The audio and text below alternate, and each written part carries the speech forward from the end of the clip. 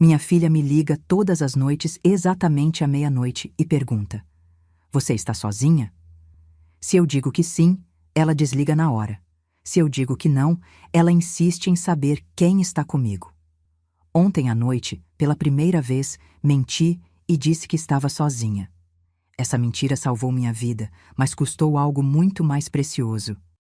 Mas antes de continuar, confira se você já está inscrito no canal e escreva nos comentários. De onde você está assistindo este vídeo? Adoramos saber até onde nossas histórias estão chegando. Tudo começou há 6 meses, quando minha filha Júlia, de 29 anos, mudou-se para aquele antigo casarão no alto da colina. Sempre fomos apenas nós duas, desde que seu pai nos abandonou quando ela tinha apenas 3 anos. Criá-la sozinha não foi fácil, mas construímos um vínculo que eu acreditava ser inquebrável. Quando o telefone tocou naquela primeira vez à meia-noite, pensei que fosse alguma emergência.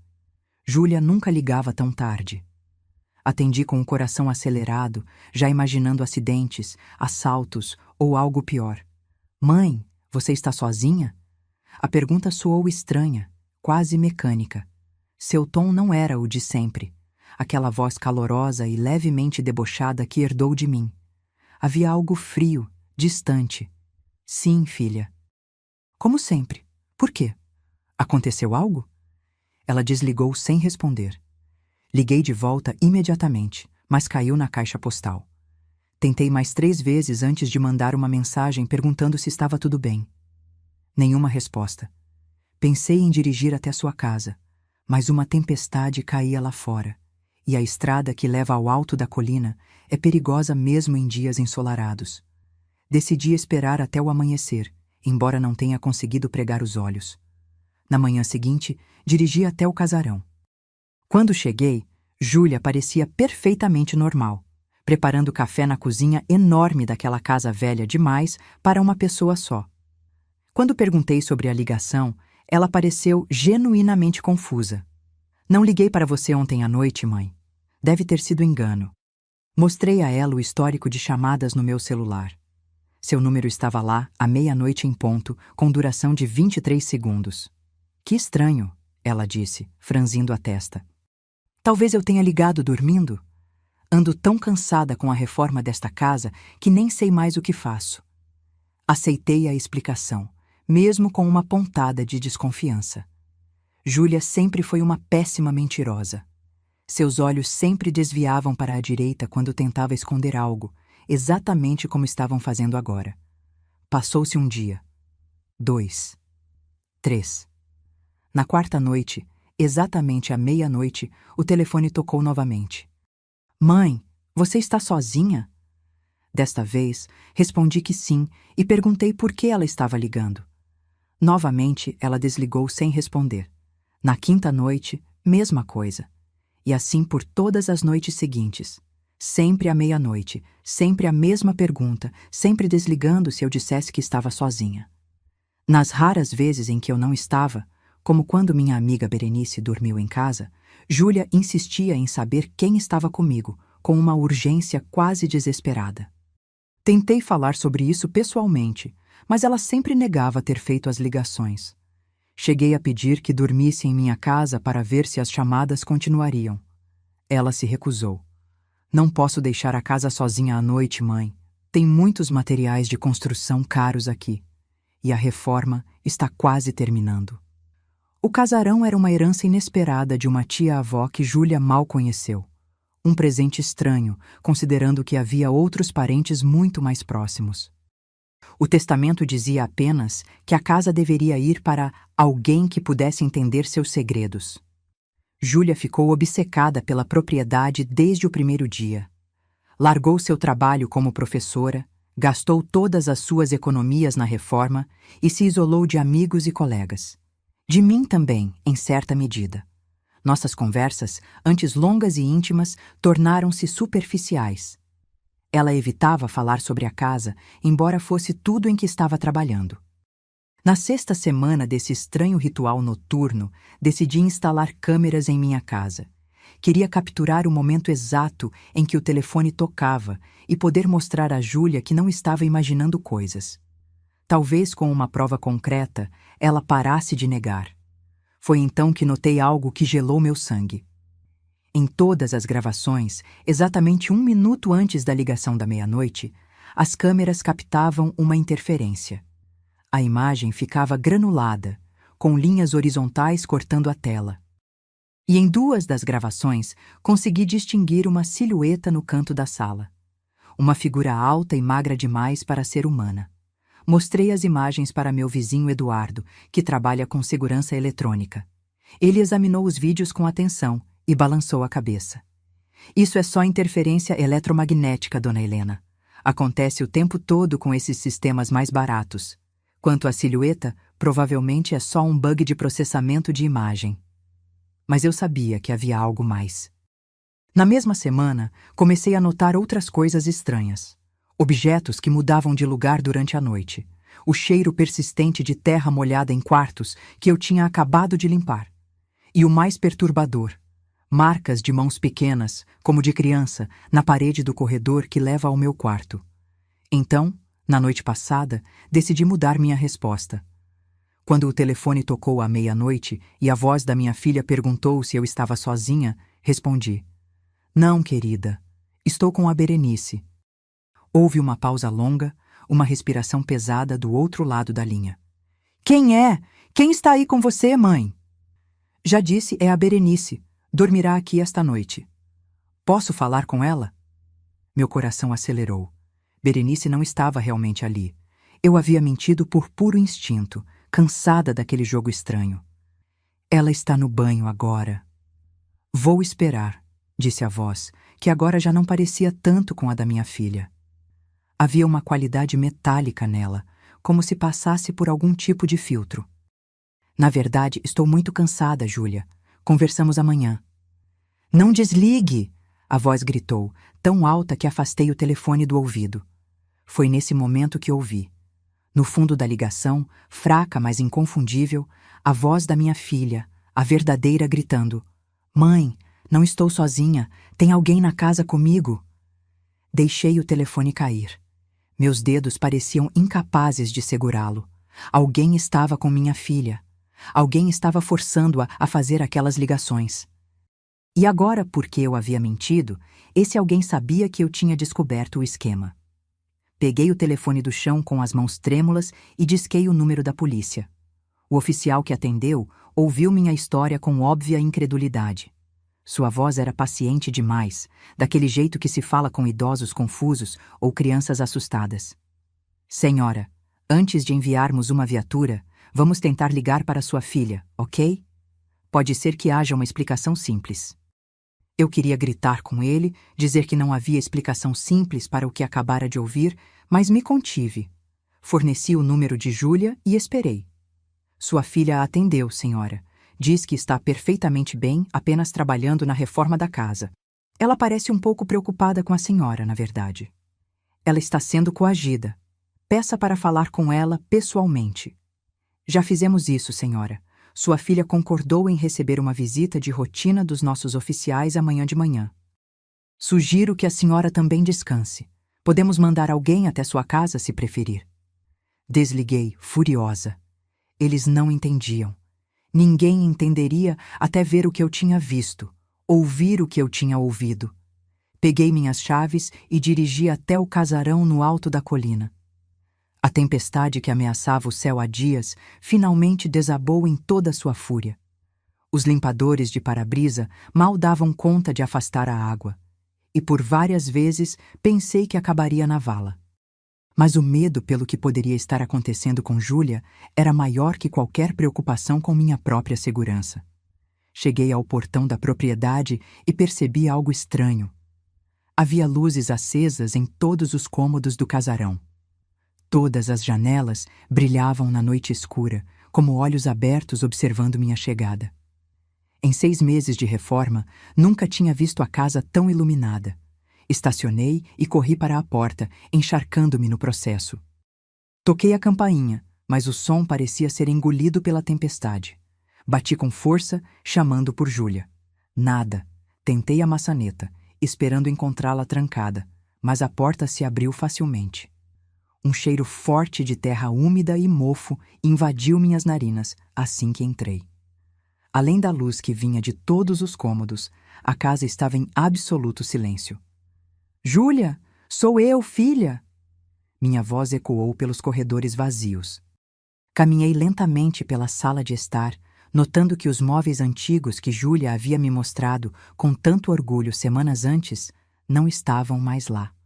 O cômodo estava completamente vazio, exceto por uma cadeira de madeira no centro, virada para a parede. No corredor que levava aos quartos, as paredes antes cobertas por papel de parede florido agora exibiam símbolos estranhos, desenhados com o que parecia ser... Não queria nem pensar. A tinta vermelha escorria em alguns pontos, ainda fresca. O quarto de Júlia foi onde meu coração quase parou. A cama estava perfeitamente arrumada, como se ninguém tivesse dormido nela em semanas. Sobre o travesseiro, um telefone celular, o de Júlia, conectado a um pequeno dispositivo que não reconheci. O aparelho piscava uma luz verde ritmicamente. Peguei o celular e vi que havia um aplicativo aberto. Parecia algum tipo de modificador de voz. E na tela, programado para tocar automaticamente à meia-noite, estava meu número. O quebra-cabeça começou a se formar em minha mente. Alguém, ou algo, estava usando o telefone de Júlia para me ligar. Mas por quê? Para verificar se eu estava sozinha? Para ter certeza de que não havia testemunhas caso decidisse? Um barulho de madeira, rangendo no andar de baixo, interrompeu meus pensamentos. Alguém tinha entrado na casa. Olhei ao redor, procurando um lugar para me esconder ou algo para usar como arma. O guarda-roupa antigo parecia ser a única opção. Entrei rapidamente e fechei as portas, deixando apenas uma pequena fresta para observar. Os passos eram lentos, arrastados. Não soavam como os de Júlia, que sempre teve um andar leve, quase saltitante. Estes eram pesados, deliberados. Prendei a respiração quando vi uma sombra passar pela porta do quarto. A figura que entrou não era minha filha. Não era ninguém que eu conhecesse. Era um homem alto, magro demais, vestindo um terno preto molhado pela chuva. Seu rosto era pálido, quase translúcido, com olhos tão fundos que mal se podia vê-los nas órbitas escuras. Ele caminhou diretamente até a cama e pegou o celular. Seus dedos, longos e brancos como ossos, deslizaram pela tela com familiaridade. Então ele falou. E sua voz era exatamente a que eu ouvira tantas vezes perguntar se eu estava sozinha. Um arremedo perfeito da voz de Júlia, mas com aquela qualidade metálica que eu notara na noite anterior. Ela descobriu. Precisamos agir agora. Não consegui ouvir a resposta de quem quer que estivesse do outro lado da linha. O homem desligou, guardou o celular no bolso e saiu do quarto. Esperei até que seus passos desaparecessem no andar de baixo antes de sair do guarda-roupa. Meu cérebro trabalhava freneticamente. Onde estava Júlia? O que aquele homem estranho queria? E mais importante, o que ele quis dizer com "precisamos agir agora"? Decidi procurar pelo resto da casa. Se Júlia estava em algum lugar, eu a encontraria. Saí do quarto sorrateiramente e comecei a verificar os outros cômodos do andar superior. Todos estavam vazios, alguns sem móveis, outros com apenas peças cobertas por lençóis empoeirados. O último cômodo era um pequeno escritório. A porta estava trancada, mas consegui ver através da fechadura que havia luz lá dentro. Bati suavemente. Júlia, você está aí? Um barulho de arrastar de correntes veio de dentro. Então, fraca e entrecortada, a voz da minha filha. Mãe? É você mesmo? Sim, filha. Estou aqui para te tirar daqui. O que aconteceu? Quem é aquele homem? Mãe, você precisa ir embora agora. Ele não está sozinho. Eles nunca estão sozinhos. Quem, Júlia? Quem está com você? As crianças, mãe. As crianças da casa, elas o trouxeram de volta. O homem que as matou. Um calafrio percorreu minha espinha. As peças começavam a se encaixar de uma maneira que eu não queria aceitar. Júlia, do que você está falando? Que crianças? As 7 crianças que morreram nesta casa há 70 anos. Encontrei os registros no porão, escondidos numa caixa velha. O antigo proprietário, Theodore Graham era professor. Ele atraía crianças para cá. Fazia coisas terríveis com elas. Sua voz era apenas um sussurro agora, como se temesse ser ouvida. Quando descobriram os corpos, ele já tinha desaparecido. Nunca o encontraram. A casa passou por vários donos, mas ninguém ficava por muito tempo. Sempre aconteciam coisas. E por que nossa tia-avó deixou esta casa para você? Houve uma pausa angustiante. Ela não deixou, mãe. Ela nunca deixaria. O testamento era falso. Foi ele quem me trouxe até aqui. Precisava de alguém da família. Ele quem, Julia? O homem que vi. Theodore. Ele nunca morreu. Ele fez algo. Algo com as crianças. Usou-as de alguma forma. E agora ele precisa de mais uma. Alguém do sangue da família da última criança que matou. Eu. Meu coração parecia que ia explodir. Isso não podia ser real.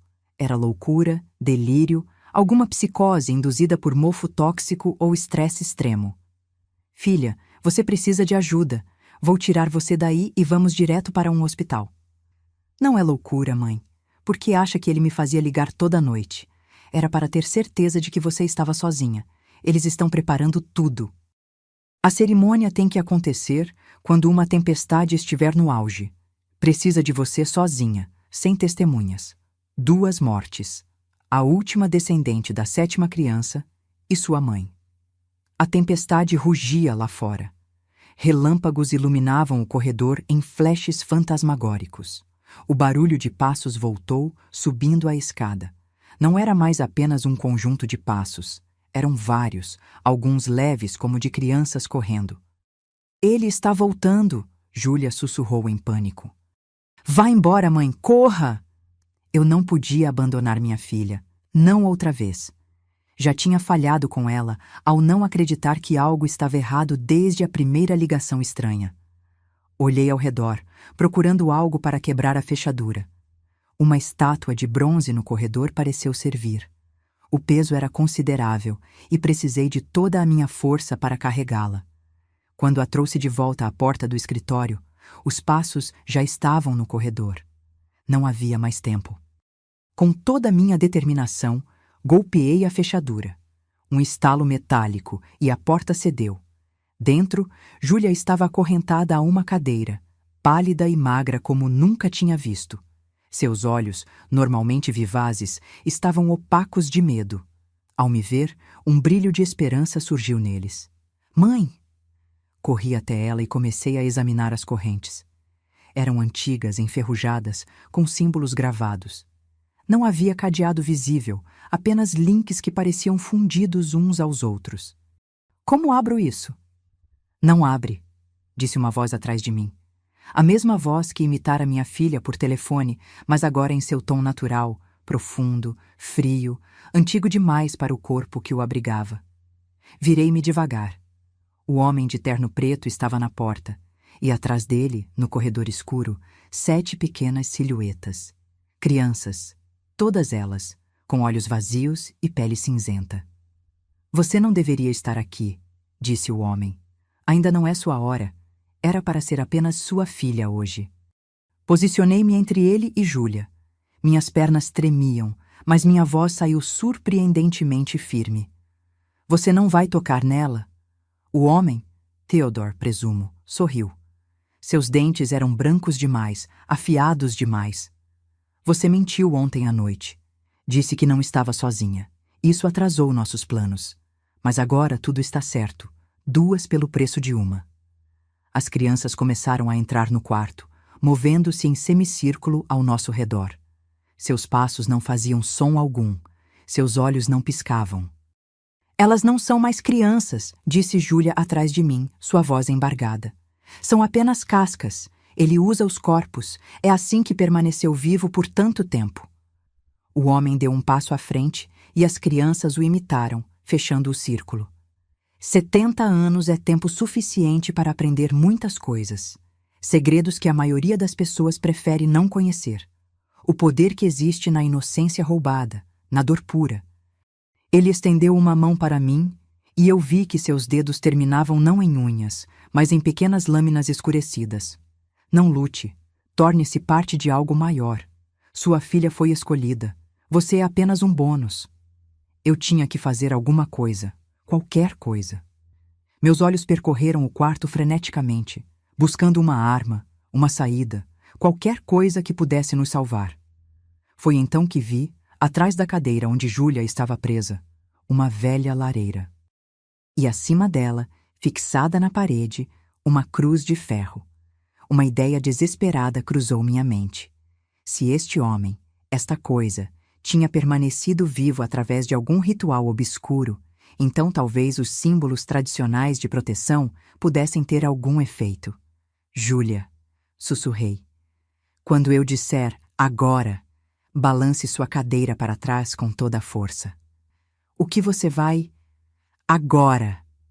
Enquanto Júlia jogava seu peso para trás, eu me lancei em direção à lareira. Minhas mãos agarraram a cruz de ferro. O metal estava gelado, quase queimando de tão frio. Com um puxão, arranquei-a da parede e me virei para enfrentar Theodore. Ele já estava a centímetros de mim, sua mão lâmina erguida para atacar. Sem pensar, empurrei a cruz contra seu peito. Um grito inumano rasgou o silêncio da casa. O homem cambaleou para trás, fumaça subindo do ponto onde a cruz o tocara. As crianças começaram a tremer, seus pequenos corpos convulsionando em uníssono. Funciona! Gritou Júlia. Continue! Theodore recuou ainda mais, seu rosto contorcido em uma máscara de fúria e dor. As crianças, ou o que quer que fossem aquelas criaturas, começaram a se dispersar, como se o controle que as mantinha unidas estivesse enfraquecendo. Você não sabe o que está fazendo, rosnou Theodore, sua voz agora uma mistura grotesca de tons. Homem, criança, algo mais antigo e profundo. Você não pode me deter, não permanentemente. Mantive a cruz erguida, dando passos cautelosos em direção à cadeira onde Júlia estava. Precisava libertá-la, mas não tinha ideia de como quebrar aquelas correntes sem um instrumento adequado. Mãe, a cruz, use-a nas correntes. Hesitei apenas por um segundo. Era uma ideia absurda, irracional. Mas nada do que acontecia ali seguia as regras da realidade que eu conhecia. Pressionei a base da cruz contra os elos de metal que prendiam os pulsos de Júlia. Para meu espanto, as correntes reagiram como se fossem feitas de cera quente, derretendo nos pontos de contato. Um por um, liberei os pulsos e tornozelos de Júlia. Ela se levantou trêmula, suas pernas frágeis, após o que parecia ser semanas de confinamento.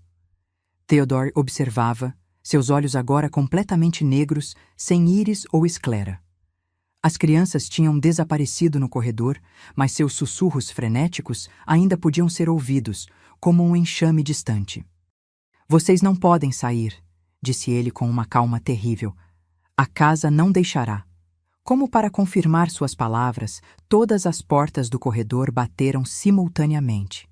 Um vento gélido surgiu do nada, apagando as luzes do escritório e deixando apenas a iluminação intermitente dos relâmpagos lá fora. Vamos! Sussurrei para Júlia, segurando seu braço com uma mão e a cruz com a outra. Fique atrás de mim. Saímos para o corredor escuro. A cada passo, a madeira do piso rangia e gemia como se estivesse viva. Nas paredes, os símbolos que eu vira antes pareciam pulsar com uma luz vermelha tênue. O ar se tornara espesso, difícil de respirar. Alcançamos a escada principal. Abaixo, no saguão, as 7 crianças estavam dispostas em círculo, de mãos dadas. Seus lábios se moviam em uma cantoria silenciosa, e seus pés descalços flutuavam alguns centímetros acima do piso. No centro do círculo, um símbolo idêntico aos das paredes brilhava intensamente, desenhado com o que parecia ser sangue fresco. É um selo, sussurrou Júlia, para manter algo dentro, ou para convidar algo a entrar. Como você sabe disso tudo? Ele me contou, todas as noites. Queria que eu entendesse o privilégio de ser escolhida, de como meu sangue completaria o que ele começou há 70 anos. Olhei novamente para o círculo abaixo. Não havia como passar pelas crianças sem entrar no círculo. E algo me dizia que cruzar aquele símbolo seria o mesmo que entregar nossas almas de bandeja. Tem que haver outro caminho, murmurei. A janela do meu quarto, disse Júlia. Dá para o telhado da varanda, poderíamos pular de lá.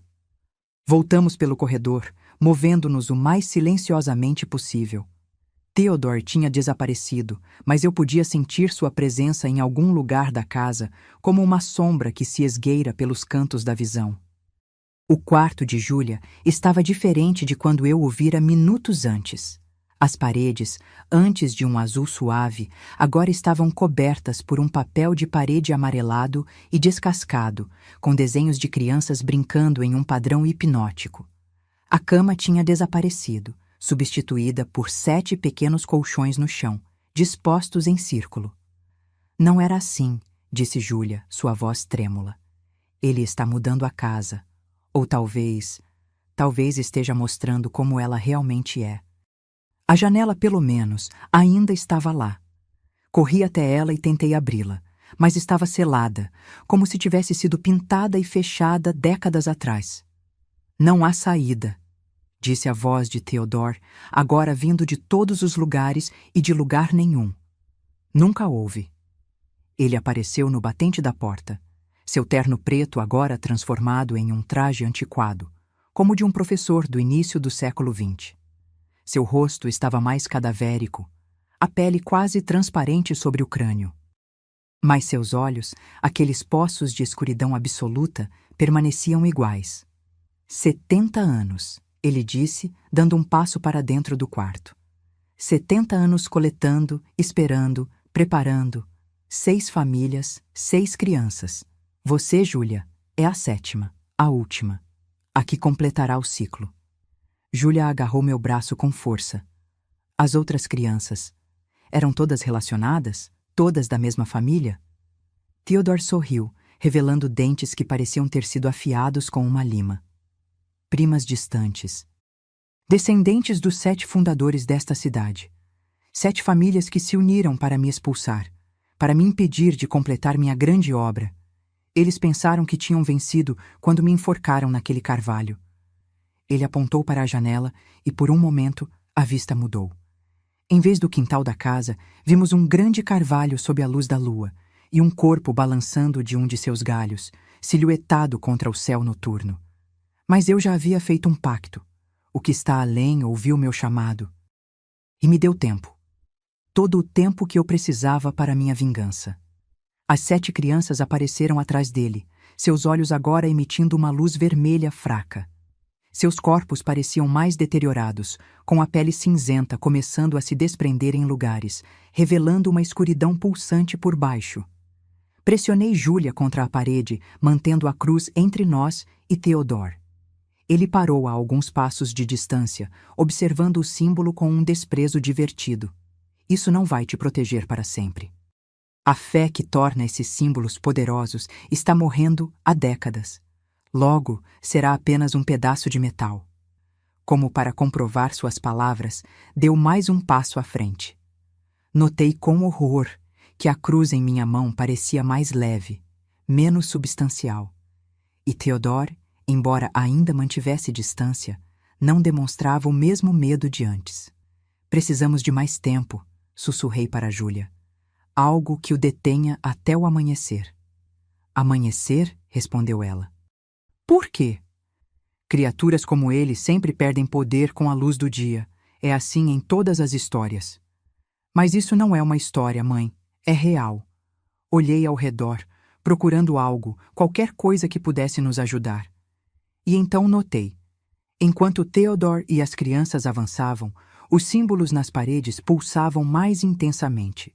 E no teto, diretamente acima de onde estávamos, havia um símbolo diferente. Este não era vermelho, mas dourado, e parecia quase apagado, como se alguém tivesse tentado escondê-lo. Júlia, olhe para cima! Apontei para o símbolo dourado. Seus olhos se arregalaram em reconhecimento. É um símbolo de proteção. Eu o encontrei nos documentos no porão, mas nunca consegui decifrar seu significado completo. Theodore seguiu nosso olhar, e pela primeira vez, vi verdadeiro medo em seu rosto. Não! Ele rosnou, sua voz distorcida. Aquele velho tolo pensou que poderia me deter com isso. Fraco demais. Tarde demais. As crianças começaram a se agitar, movendo-se de maneira errática, como marionetes com os fios embaralhados. O próprio ar parecia vibrar com uma tensão crescente. "O que é?" perguntei, ainda mantendo a cruz erguida. "Uma âncora", respondeu Júlia. "Um ponto de conexão com o mundo real. Se pudéssemos ativá-lo..." Theodore avançou mais rapidamente do que achei possível. Suas mãos lâminas cortaram o ar onde estávamos um segundo antes. Puxei Júlia para o lado e rolamos pelo chão. A cruz escorregou dos meus dedos e deslizou para debaixo da cama. Sem pensar duas vezes, ergui a mão para o teto, tentando alcançar o símbolo dourado. Estava fora do meu alcance, mas algo estranho aconteceu quando apontei para ele. A luz emanada pelo símbolo intensificou-se, como se respondesse à minha intenção. Theodore soltou um grito de dor e recuou. As crianças fizeram o mesmo, cobrindo os olhos diante do brilho crescente. "Continua fazendo isso!" gritou Júlia. Mantive a mão erguida, concentrando-me no símbolo. Era como se uma conexão invisível tivesse se formado entre mim e aquela marca dourada. Quanto mais eu me concentrava, mais brilhante ela se tornava. "Não!" Theodore se lançou para a frente, ignorando a dor que o brilho parecia lhe causar. Suas mãos lâminas miraram meu peito. Júlia se jogou entre nós, recebendo o golpe no braço. Ela gritou de dor, mas não recuou. Em vez disso, estendeu a mão para se juntar à minha, apontando para o símbolo. O efeito foi instantâneo. A luz dourada explodiu do teto, inundando o quarto. As paredes pareceram dissolver-se, revelando brevemente outra versão da casa, mais antiga, mais pura, sem os símbolos sangrentos. Theodore gritava agora, não de raiva, mas de genuíno terror. Seu corpo começou a se fragmentar, como folhas secas sopradas pelo vento. As crianças se contorciam, seus corpos emitindo um som como papel sendo rasgado. 70 anos! Berrou Theodore, sua forma cada vez mais instável. 70 anos planejando. Não termina assim. Termina exatamente assim, disse uma voz que não era nem minha, nem de Júlia. Um homem idoso apareceu no canto do quarto, translúcido como o ar da manhã. Seu rosto era gentil, mas seus olhos carregavam uma determinação de aço. "Você deveria ter verificado o testamento mais cuidadosamente, Theodore", disse o velho. "A casa não foi deixada para a descendente da 7ª família apenas. Foi deixada com uma condição." O velho olhou para Júlia com um sorriso triste. Que ela entendesse seus segredos. E ela entendeu. O segredo não era o ritual, nem o sacrifício. Era a proteção que sempre esteve aqui, esperando ser ativada. Theodore continuava a se desintegrar, suas feições deslizando como cera derretida. Quem é você?" Consegui perguntar entre respirações ofegantes. "Edward Holloway", respondeu o velho. "Proprietário anterior desta casa, o que adicionou o símbolo de proteção. Esperava que nunca precisasse ser usado, mas deixei o testamento como uma rede de segurança. Se Theodore algum dia tentasse completar seu ritual, a casa iria para alguém que pudesse detê-lo." As crianças haviam desaparecido completamente agora, deixando apenas um pó cinzento no chão. De Theodore, restava apenas um vago contorno, uma sombra que diminuía a cada segundo. "Vocês não podem me deter para sempre", sussurrou a sombra. "O que está além ainda espera, ainda tem fome." E então ele se foi. O silêncio que se seguiu foi tão profundo que doía nos ouvidos. A tempestade lá fora havia cessado como se nunca tivesse existido. A casa inteira pareceu soltar um suspiro de alívio. Edward Holloway nos olhou com gratidão. Acabou. Por enquanto, pelo menos. Há coisas mais antigas que Theodore no mundo, coisas que se alimentam do sofrimento e do medo. Ele abriu uma porta que não deveria ter sido aberta. Vocês a fecharam hoje, mas pode ser aberta novamente, completou Júlia, segurando seu braço ferido. O velho assentiu. A casa está limpa agora. Os símbolos de proteção permanecerão ativos enquanto houver alguém da linhagem da 7ª família aqui. Alguém como você, Júlia. Ou como sua mãe. Olhei para minha filha, seu rosto pálido, mas determinado. Depois de tudo que tinha passado, depois de semanas sendo mantida prisioneira por um monstro, ela ainda encontrava forças para se manter de pé. O que acontece agora? Perguntei.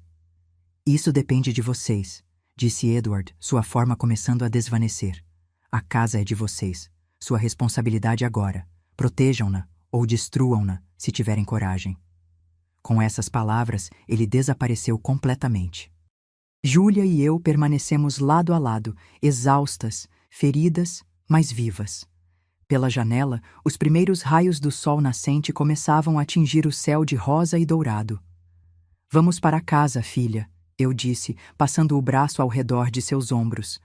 Esta é nossa casa agora, mãe, ela respondeu, seu olhar fixo nos símbolos de proteção que agora brilhavam suavemente em toda a extensão do teto. Pelo menos até decidirmos o que fazer. Saímos do quarto juntas, descemos as escadas que agora pareciam apenas escadas normais e fomos para a cozinha. O café ainda estava na cafeteira de quando Júlia tinha sido capturada. A casa parecia estranhamente normal, como se os eventos da noite tivessem sido apenas um pesadelo compartilhado. Mas o corte no braço de Júlia e o estado debilitado de seu corpo eram provas suficientes de que tudo tinha sido muito real. Enquanto eu fazia um curativo improvisado em seu ferimento, ela me contou tudo. Como tinha encontrado documentos no porão detalhando a história sombria da casa. Como Theodore havia aparecido uma noite, primeiro apenas como uma sombra, depois como o homem que vimos. Como ele a tinha mantido prisioneira, alimentando-a apenas o suficiente para mantê-la viva, contando-lhe histórias terríveis sobre o que planejava fazer com ela, comigo, com a cidade inteira se seu ritual fosse completado. Por que ele fazia você ligar para mim todas as noites? Perguntei enquanto limpava o corte com água morna. Ele queria ter certeza de que você estava sozinha, ela respondeu, estremecendo ao toque da água na ferida. O ritual exigia 2 mortes da 7ª família, a última descendente e sua progenitora. Mas tinha que ser em momentos específicos, com preparações específicas. Ele queria você vulnerável, isolada. Se você estivesse com alguém, ele teria que lidar com testemunhas, o que complicaria seus planos. Fez uma pausa, olhando para mim com os olhos marejados. Eu tentei avisar você naquela última ligação. Consegui recuperar o controle por um momento, mas achei que já era tarde demais. Nunca é tarde demais, respondi, apertando sua mão. Nós conseguimos. Estamos aqui.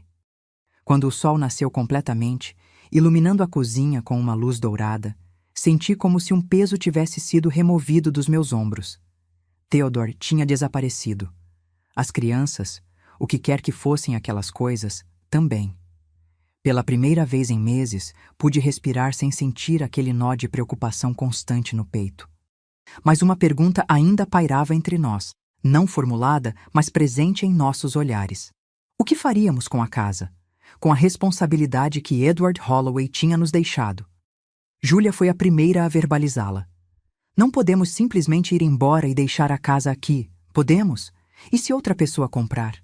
E se o que está além da porta que Theodore mencionou encontrar outro caminho? Os dias que se seguiram foram estranhos, suspensos entre a normalidade e o extraordinário. Júlia e eu nos instalamos na casa, limpando os restos da presença de Theodore. Encontramos símbolos desenhados atrás de quadros, sob tapetes, dentro das paredes quando removemos o papel de parede manchado. Um a um, nós os apagamos, substituindo-os pelos símbolos de proteção dourados que havíamos descoberto. A polícia apareceu no dia seguinte à nossa confrontação com Theodore, conforme prometido. Olharam ao redor, viram 2 mulheres cansadas, mas aparentemente bem, e foram embora satisfeitos de que não havia nada de errado além de uma mãe excessivamente preocupada. Como explicar o inexplicável? Optamos por não tentar. Em vez disso, mergulhamos nos documentos que Júlia havia encontrado no porão. Diários, cartas, registros municipais antigos, todos contando partes da história da casa e das 7 famílias fundadoras. Descobrimos que minha tia-avó, a verdadeira, não a invenção de Theodore, havia sido a última guardiã da casa antes de Edward Holloway. Ela sabia da importância de manter a propriedade na família, mas não tinha filhos próprios. Então, deixou a casa para Edward com a condição de que, eventualmente, ela retornasse à linhagem original. O testamento falso de Theodore tinha sido uma perversão desse arranjo, trazendo Julia para a armadilha que ele preparara por décadas. «Por que não destruímos a casa?» perguntei uma noite, enquanto examinávamos um mapa antigo da propriedade. «Queimamos tudo, salgamos a terra, como nas histórias antigas». Julia balançou a cabeça. «Não acho que seja tão simples. Os documentos de Edward falam sobre a casa como uma espécie de tampa, algo que mantém fechado o que está abaixo.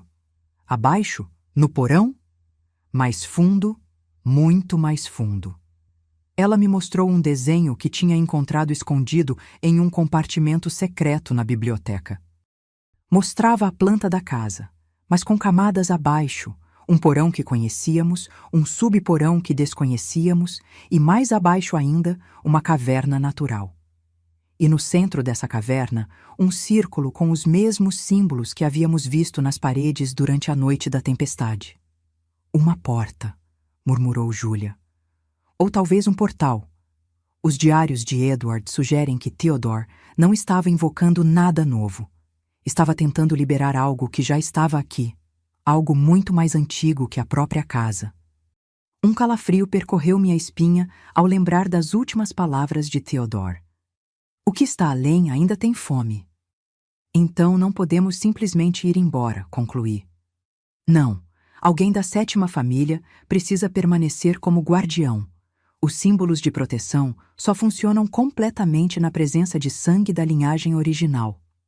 Olhei para minha filha, notando como ela havia mudado em tão pouco tempo. Os olhos que antes brilhavam com inocência agora carregavam o peso do conhecimento oculto. Suas mãos, antes ocupadas com trabalhos escolares, agora traçavam símbolos antigos com a familiaridade de uma estudiosa. «Você quer ficar?» Não era uma pergunta. Julia assentiu. «Preciso entender melhor o que estamos enfrentando. Preciso fortalecer as proteções.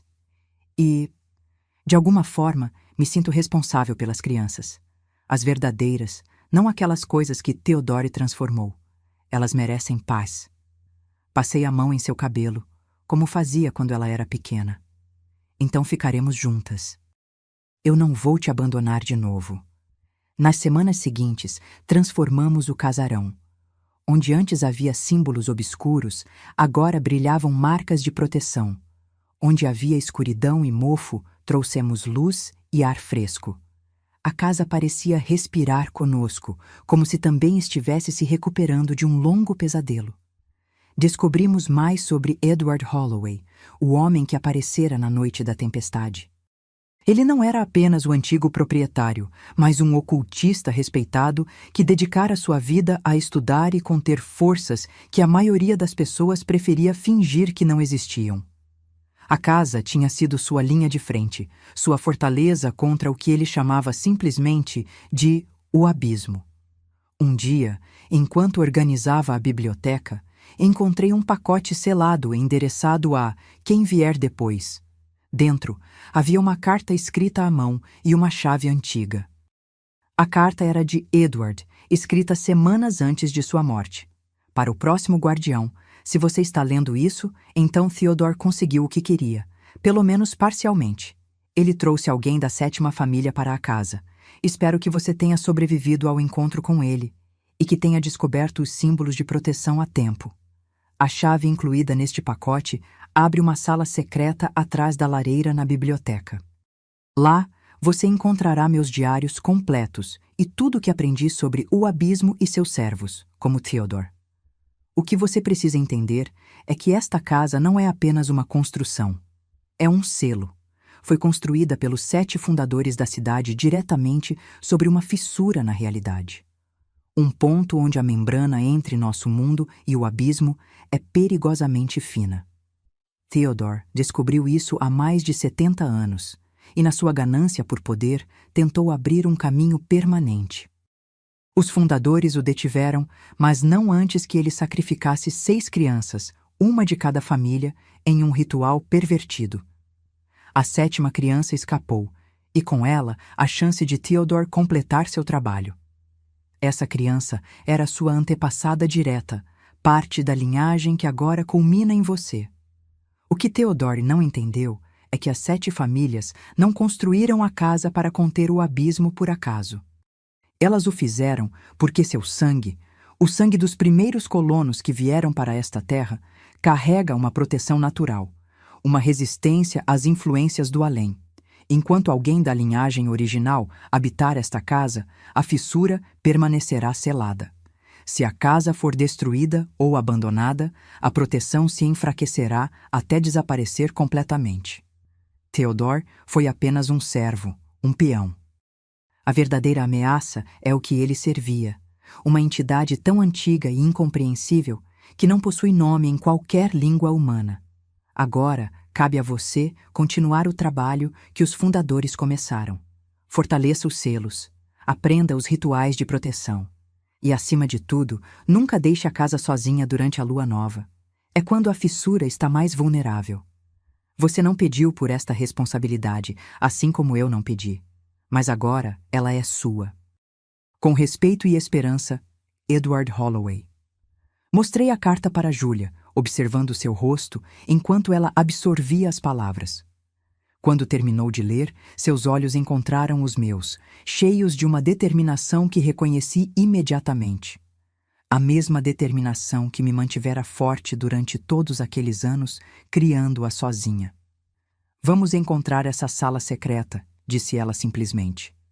A sala atrás da lareira era pequena, mas impressionante. Prateleiras cobriam as paredes do chão ao teto, repletas de livros antigos, pergaminhos e artefatos estranhos. Uma mesa de carvalho ocupava o centro, sobre ela, um diário aberto na última entrada de Edward. Julia se aproximou reverentemente, tocando as páginas amareladas com a ponta dos dedos. Ele sabia, murmurou. Ele sabia que Theodore viria atrás de mim eventualmente. Por isso deixou tudo isso, completei, para nos ajudar a entender. Nos dias que se seguiram, dedicamo-nos a estudar os diários e anotações de Edward. Aprendemos sobre a história verdadeira da cidade, fundada não por acaso naquele local específico, mas com o propósito deliberado de guardar a fissura. Descobrimos rituais de proteção, métodos para fortalecer os selos, sinais de alerta para quando o equilíbrio estivesse ameaçado. E, principalmente, aprendemos sobre o abismo, uma dimensão paralela habitada por entidades que desafiavam a compreensão humana, sempre famintas, sempre procurando caminhos para nosso mundo. É como olhar para o fundo do oceano, comentou Julia certa noite, fechando um dos diários com expressão sombria. Você sabe que há coisas se movendo lá embaixo, coisas que evoluíram em um ambiente tão diferente do nosso que parecem alienígenas. Mas pelo menos os abismos oceânicos estão no nosso mundo, seguem nossas regras físicas. Ela fez um gesto, abrangendo os livros que tínhamos estudado. Este é um abismo que não segue regra alguma que possamos entender. Concordei, sentindo o peso da responsabilidade que havíamos assumido. Mas estamos preparadas agora, falei com uma confiança que não sentia completamente. Sabemos o que estamos enfrentando. Temos os símbolos de proteção, os rituais. Julia sorriu, mas seu olhar permaneceu sério. Ainda assim, precisamos ser vigilantes. A lua nova é daqui a 3 dias.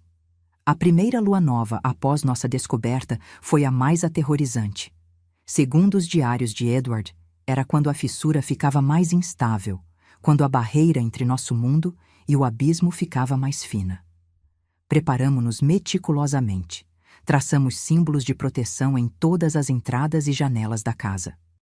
Acendemos velas feitas com ervas específicas, seguindo as receitas de Edward. Pronunciamos os encantamentos que ele havia registrado, sentindo-nos simultaneamente tolas e terrivelmente sérias. À meia-noite, estávamos no porão, diante da porta que levava ao subporão recém-descoberto. Era uma porta de ferro maciço, gravada com símbolos de proteção que brilhavam levemente na escuridão. "Devemos descer?" perguntei, minha voz pouco mais que um sussurro. Júlia hesitou, seu rosto pálido à luz da lanterna. "Edward diz que precisamos verificar os selos principais durante a lua nova, certificar-nos de que permanecem intactos." Engoli em seco e assenti. Juntas, abrimos a porta pesada. Um cheiro antigo e estranho subiu até nós. Não era exatamente mau, apenas errado, como se não pertencesse ao nosso mundo. Uma escada de pedra descia na escuridão. Nossas lanternas iluminavam apenas alguns degraus à frente. O silêncio era absoluto, como se tivéssemos entrado em um vácuo onde nenhum som poderia existir. Descemos devagar, cada passo ecoando não pelos nossos ouvidos, mas por algum outro sentido que não conseguíamos nomear. No fundo da escada, encontramos outra porta, esta feita de madeira petrificada, tão antiga que parecia ser parte da própria terra.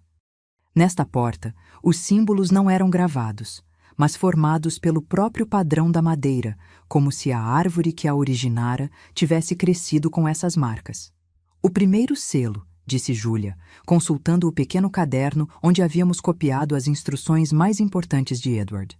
Seguindo o ritual descrito, pressionei minha palma contra o centro da porta. Júlia fez o mesmo. Juntas, pronunciamos as palavras que Edward havia transcrito foneticamente, sons que não eram exatamente linguagem, mas que pareciam ressoar em um nível mais profundo que o mero som. A porta se iluminou brevemente, os símbolos brilhando com uma luz interior dourada. Então, lentamente, abriu-se sem qualquer som. Além dela estava uma câmara circular, escavada na rocha viva. No centro, um círculo de pedras marcava o que Edward chamava de o umbral, o ponto exato sobre a fissura dimensional. 7 pilares cercavam este círculo, cada um gravado com símbolos relacionados a uma das famílias fundadoras. E no centro do círculo, o chão. Não estava lá. Em seu lugar, havia o que parecia ser um poço perfeitamente redondo, tão escuro que absorvia nossa luz em vez de refleti-la. "A fissura", murmurou Júlia, sua voz trêmula. Nos aproximamos cautelosamente.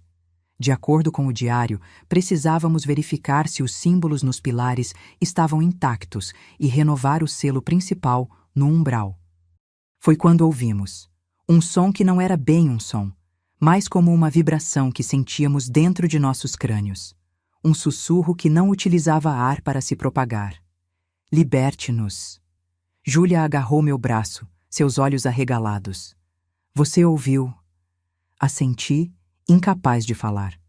O sussurro veio novamente, mais forte. "Apenas um sacrifício. Apenas uma abertura temporária. Nós podemos dar tudo o que desejam." "Ignore", consegui dizer. Edward mencionou isso. "Eles tentarão negociar, prometer coisas. Não escute." Concentramo-nos na tarefa. Uma a uma, verificamos as marcas nos pilares. 6 estavam intactos. O 7º, o que representava a nossa família, estava levemente apagado, como se alguém tivesse tentado raspá-lo.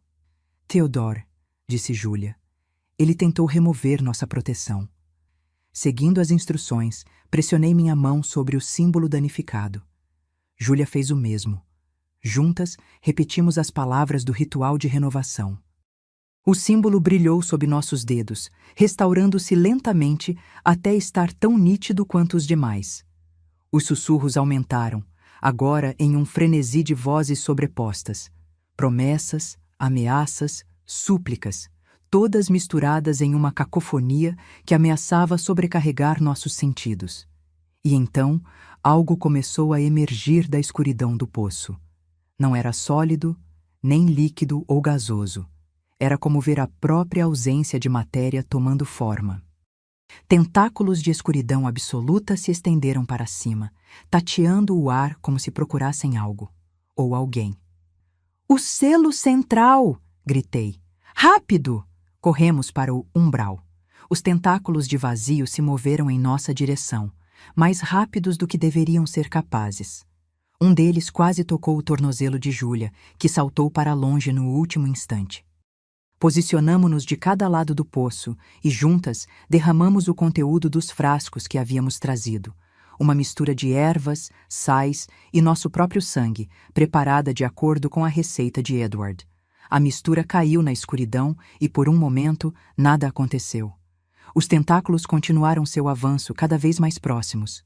Um deles tocou meu sapato e senti um frio tão intenso que gritei de dor. Então, abruptamente, o poço se iluminou com uma luz dourada que surgiu das profundezas. Os tentáculos recuaram como se queimados, retorcendo-se em agonia silenciosa antes de desaparecerem de volta na escuridão. O sussurro das vozes se transformou em um uivo de frustração que reverberou não pelo ar, mas através de nossas próprias mentes. E então, silêncio. A fissura voltou a ser apenas um poço escuro, imóvel e aparentemente inofensivo. Júlia e eu nos entreolhamos, exaustas, mas aliviadas. O primeiro teste havia passado. Tínhamos renovado os selos e resistido à tentação de o abismo. Nos meses que se seguiram, estabelecemos uma rotina. Durante a lua nova, desceríamos ao subporão para verificar e renovar os selos. No dia a dia, continuaríamos estudando os diários e anotações de Edward, aprendendo mais sobre nossa responsabilidade como guardiãs da casa. Lentamente, reconstruímos nossas vidas ao redor dessa nova realidade. Júlia retomou seu trabalho como professora, agora ensinando à distância pela internet. Eu comecei a escrever um livro. Ficção, oficialmente, mas inspirado em nossas experiências. Uma forma de processar o que havíamos vivido e, talvez, de alertar outros de forma velada. 6 meses após nosso confronto com Theodore, estávamos na cozinha preparando o jantar quando o telefone tocou. Ambas congelamos. Era meia-noite em ponto. Olhei para o identificador de chamadas, número desconhecido. Atenda com o viva-voz, disse Júlia, sua voz tensa. Atendi e coloquei no viva-voz conforme ela pediu. Alô? Por vários segundos houve apenas silêncio. Então, uma voz que não era bem uma voz, mas como o som do vento passando por ossos secos. Você está sozinha? Júlia e eu nos entreolhamos. Não era a voz de Theodore, nem das crianças. Era algo mais antigo, mais primordial. Não, respondi firmemente. Nunca estamos sozinhas nesta casa. Um som como gelo rachando, que poderia ser interpretado como uma risada. Nós voltaremos, disse a voz. Sempre voltamos. O selo enfraquece, a porta se abre, é apenas questão de tempo. A ligação caiu. Júlia respirou fundo, sua mão procurando a minha sobre a mesa. Eles estão testando, disse ela. Testando os limites, procurando fraquezas. Assenti, sentindo um arrepio percorrer minha espinha. Então precisamos ser mais fortes, mais vigilantes. Naquela noite, reforçamos todos os símbolos de proteção da casa. Acendemos velas em cada cômodo, recitamos os encantamentos que havíamos aprendido. E pela primeira vez, descemos ao subporão fora da lua nova, apenas para verificar. Os selos estavam intactos, mas havia algo diferente. O poço no centro do umbral parecia maior. Não por muito, talvez apenas alguns centímetros, mas o suficiente para notarmos. Eles estão tentando expandir a fissura, disse Júlia, seu rosto pálido à luz da lanterna. Mesmo com os selos, mesmo com nossa presença. Reforçamos os rituais de proteção ali mesmo, trabalhando até o amanhecer. Quando finalmente subimos, exaustas, tomei uma decisão. Precisamos de ajuda, falei enquanto preparava café forte para ambas. Não podemos fazer isso sozinhas para sempre. Júlia me olhou, seus olhos pesados de cansaço. Quem acreditaria em nós? Quem estaria disposto a assumir uma responsabilidade dessas? Deve haver outros, insisti. Edward não pode ter sido o único estudioso do oculto que sabia sobre lugares como este. Ele deve ter tido contatos, colegas. Voltamos à biblioteca oculta atrás da lareira. Nos diários mais antigos, encontramos menções a um grupo que Edward chamava apenas de o Círculo, outros guardiões, responsáveis por outros pontos fracos na barreira entre dimensões. Em uma gaveta secreta da escrivaninha, descobrimos um caderno com nomes e endereços. A maioria estava riscada, provavelmente indicando pessoas que haviam falecido. Mas 3 nomes permaneciam intactos, sem marcações. Estes podem ser os últimos membros vivos do Círculo, disse Julia, passando o dedo pelos nomes. Margot Sinclair, Boston. Vincent Chen, São Francisco. Eliza Montgomery, Nova Orleans. Devemos contatá-los, sugeri, pelo menos para saber se ainda estão vivos, se ainda estão ativos. Julia concordou. Decidimos começar com Margot Sinclair, por estar geograficamente mais próxima. Edward havia deixado um número de telefone ao lado do nome, mas tinha mais de 10 anos. Ainda assim, valia a pena tentar. Para nossa surpresa, o número ainda funcionava. Uma voz idosa e desconfiada atendeu no quarto toque. — Quem é? Como conseguiu este número? — Senhora Sinclair? — perguntei hesitante. — Meu nome é Helena. Esta é uma linha segura? Um longo silêncio. Então, qual selo você guarda? Olhei para Julia, que assentiu encorajadoramente. O selo da fissura de Oakwood. Somos as novas guardiãs do casarão Holloway. Mais silêncio. Edward está morto, presumo. Sim, há alguns anos. Um suspiro cansado do outro lado da linha. E Theodore tentou retornar? Meu coração acelerou. Ela conhecia Theodore. Sim, 6 meses atrás, ele foi detido. Temporariamente. A voz cortou. Sempre temporariamente. Eles sempre encontram um caminho de volta. Foi o que descobrimos, disse Julia, inclinando-se em direção ao telefone. Estamos tendo dificuldades. Os selos estão enfraquecendo mais rápido do que conseguimos reforçá-los. Quem fala agora? Perguntou Margot, subitamente alerta. Julia, filha de Helena. Somos as últimas da 7ª linhagem. Mais uma pausa. 2 guardiãs. Isso é bom. Vocês são mais fortes juntas, mas precisarão de mais. O círculo está quase extinto. Vincent faleceu no ano passado. Elisa não responde há meses. Temo que estejamos perdendo a batalha. Troquei um olhar preocupado com Julia. O que podemos fazer? Encontrar novos guardiões, treinar a próxima geração e, mais importante, reforçar todos os selos principais antes do equinócio. Que equinócio? Perguntei. Daqui a 3 semanas, o equinócio de outono. É quando a barreira estará mais fraca em todos os pontos de selagem. É quando eles farão seu maior esforço. 3 semanas não era muito tempo. Como reforçamos os selos principais? Estamos fazendo os rituais mensais, mas... Os rituais mensais mantêm o status quo, interrompeu Margot. Para um reforço completo, vocês precisarão de algo mais potente. O ritual dos 7. Está nos diários de Edward, nas últimas páginas. Ele nunca precisou usá-lo, mas deixou as instruções para quando chegasse a hora. Consultamos rapidamente o último diário. As páginas finais estavam seladas, grudadas umas às outras. Estão seladas, disse Julia. Claro que estão, respondeu Margot. São as instruções mais perigosas. Para abri-las, precisarão de sangue da linhagem. 3 gotas na lombada do livro. Parecia melodramático, como algo de um filme de terror de baixo orçamento. Mas após tudo que havíamos vivido, não estávamos em posição de questionar. Julia pegou um alfinete da escrivaninha, picou o dedo e deixou 3 gotas de sangue caírem na lombada do diário. O efeito foi instantâneo. As páginas se soltaram como se nunca tivessem estado seladas. Funcionou, eu disse maravilhada. Bom, o ritual exigirá preparação e sacrifício. Sempre há um sacrifício. Que tipo de sacrifício? Perguntei alarmada. Não é o que você está pensando, disse Margot, e pude ouvir um leve tom de diversão em sua voz. Não sacrificamos vidas. Sacrificamos possibilidades. Caminhos não tomados, futuros alternativos. Julia e eu nos entreolhamos, confusas.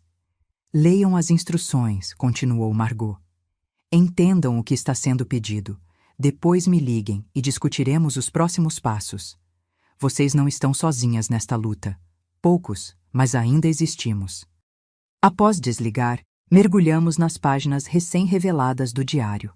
O ritual era complexo, exigindo ingredientes raros e passos meticulosos.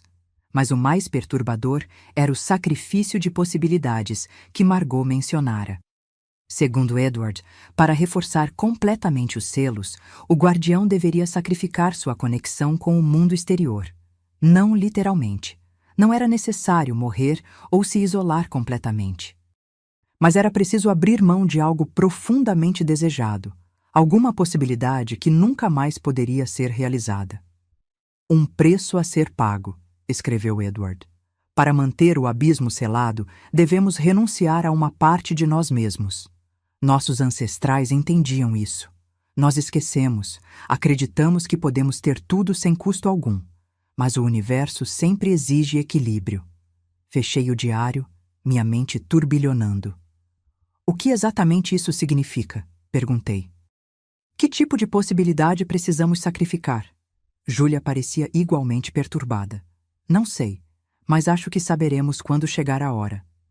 Nas semanas seguintes, preparamos tudo para o ritual. Coletamos os ingredientes necessários, alguns bastante comuns: sal marinho, ervas específicas, outros surpreendentemente difíceis de encontrar. Uma pedra que tivesse sido atingida por um raio, água da primeira chuva da primavera que Edward, felizmente, havia armazenado. Margot nos orientou por telefone, ajudando a interpretar as passagens mais crípticas do diário. Ela também compartilhou sua própria experiência como guardiã. 60 anos protegendo um selo similar em Massachusetts, tendo herdado a responsabilidade de sua mãe, que a recebera de sua avó. É uma linhagem feminina, explicou. As mulheres sempre foram mais resistentes à influência do abismo. Algo em nosso sangue, talvez. Ou simplesmente, maior sabedoria para não ceder às falsas promessas. Na véspera do equinócio, descemos ao subporão para a preparação final. O poço no centro do umbral estava definitivamente maior, quase 1 metro de diâmetro agora, onde antes não tinha mais que 60 centímetros. A escuridão dentro dele parecia mais densa, mais tangível, como se estivesse prestes a transbordar para nosso mundo. Dispusemos os ingredientes conforme as instruções, traçamos os círculos de proteção, acendemos as velas rituais. Tudo estava pronto, exceto por uma coisa: o sacrifício. Como saberemos o que sacrificar? Perguntei, a ansiedade formando um nó em meu estômago. Edward escreve que o abismo mostrará, respondeu Júlia, relendo a passagem relevante. Durante o ritual, teremos uma visão do que mais desejamos, do que poderíamos ter se abandonássemos nossa responsabilidade como guardiãs, e teremos que renunciar a isso. Soava tão abstrato, tão vago, mas não tínhamos escolha a não ser confiar. À meia-noite, quando o equinócio oficialmente começou, iniciamos o ritual. Recitamos as palavras antigas, derramamos as misturas preparadas no círculo ao redor do poço, acendemos as ervas que produziram uma fumaça densa e aromática. Então, como Edward previra, as visões começaram. Para mim, foi como ser transportada para uma realidade alternativa. Me vi em uma casa à beira-mar, muito diferente do casarão sombrio de Oakwood. O sol brilhava, o ar era limpo e salgado. Eu parecia mais jovem, mais relaxada, e não estava sozinha. Um homem que não reconheci se aproximou, sorrindo com familiaridade. Ele me abraçou por trás, beijou meu pescoço, e então outra pessoa se juntou a nós. Uma menina de cerca de 10 anos, obviamente nossa filha. Compreendi instantaneamente. Esta era a vida que eu poderia ter tido se tivesse feito escolhas diferentes. Se não tivesse me fechado após o abandono do pai de Júlia. Se tivesse permitido a possibilidade de um novo amor, uma família expandida. A visão era tão tangível que pude sentir o calor do sol em minha pele, o cheiro do mar, a textura do abraço daquele homem. Era uma felicidade simples, descomplicada. tão diferente da vida de vigília constante, medo e responsabilidade que agora levava. Ao meu lado, Júlia ofegou. Percebi que ela também estava imersa em sua própria visão, vendo seu próprio caminho não tomado. As palavras do ritual continuavam a fluir de nossas bocas, como se operássemos em 2 níveis simultaneamente, no mundo físico do subporão e nestas realidades alternativas. Para selar o abismo, renuncio a esta possibilidade, ouvi-me dizer, as palavras surgindo instintivamente. A família à beira-mar congelou. O homem, a menina, a versão mais feliz de mim, todos pararam como em uma fotografia. E então, lentamente, a imagem começou a se desintegrar, partícula por partícula, como areia soprada pelo vento. Senti uma dor aguda no peito, como se algo estivesse sendo arrancado de mim. Não era apenas a renúncia a uma fantasia. Era o fechamento permanente de uma porta, a morte definitiva de uma possibilidade que até então existia como potencial, por mais remoto que fosse. Ao meu lado, Júlia chorava silenciosamente, provavelmente experimentando sua própria perda. Quando as visões finalmente se dissiparam, voltamos completamente ao subporão. O poço no centro do umbral brilhava agora com uma luz dourada que vinha de suas profundezas.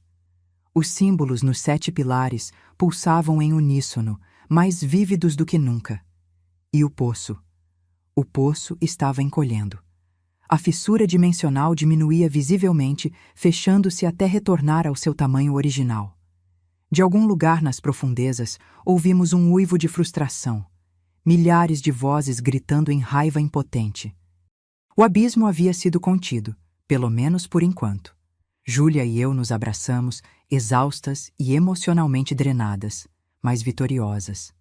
Conseguimos, sussurrei. Sim, respondeu ela. Mas a que custo? Nos dias que se seguiram, conversamos sobre nossas visões. Júlia tinha visto a si mesma como uma artista de renome internacional, viajando o mundo, livre de responsabilidades e raízes. Uma vida tão diferente da que agora tinha, presa a uma casa antiga, carregando o peso de um segredo cósmico. Você se arrepende? Perguntei. De ter sacrificado essa possibilidade? Ela pensou por um longo momento. Acho que não. Era uma vida fascinante, mas vazia de alguma forma. Havia beleza e liberdade, mas nenhum propósito maior, nenhuma conexão real. Compreendi o que ela queria dizer. A vida à beira-mar que vislumbrei era tentadora em sua simplicidade, seu calor. Mas também era uma vida de ignorância, uma existência onde eu nunca saberia sobre o abismo, sobre as forças que ameaçavam nosso mundo, sobre a importância do que fazíamos como guardiãs. Então agora somos oficialmente parte do círculo, disse Júlia, mudando de assunto. As novas guardiãs de Oakwood. Assenti, sentindo o peso e a honra dessa responsabilidade. E precisamos encontrar e treinar outros, acrescentei, lembrando-me das palavras de Margot. Expandir o círculo antes que seja tarde demais. Júlia pegou minha mão, apertando-a gentilmente. Uma coisa de cada vez, mãe. Por enquanto, acho que merecemos um descanso. Concordei, embora soubesse que o descanso seria breve. O abismo estava contido, não derrotado. Theodore havia sido disperso, não destruído. A batalha continuaria, provavelmente por gerações. Mas tínhamos vencido a primeira rodada. Tínhamos aprendido os segredos da casa, desvendado os mistérios do abismo, fortalecido os selos. E mais importante, tínhamos feito isso juntas, mãe e filha, as últimas da 7ª linhagem. Naquela noite, enquanto nos sentávamos na varanda assistindo ao pôr do sol, Júlia fez a pergunta que estava em sua mente desde a noite do equinócio. Por que você acha que ele ligava todas as noites perguntando se você estava sozinha? Qual era realmente o propósito?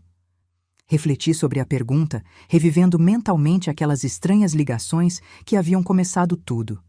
Acho que era um teste, respondi finalmente. Theodore estava testando minha vulnerabilidade, verificando se eu seria uma presa fácil. Sozinha, sem testemunhas, sem ninguém para questionar meu desaparecimento ou morte. Mas por que te fazer a mesma pergunta todas as noites? Por que não apenas agir? Talvez precisasse de uma confirmação verbal, algum tipo de consentimento involuntário.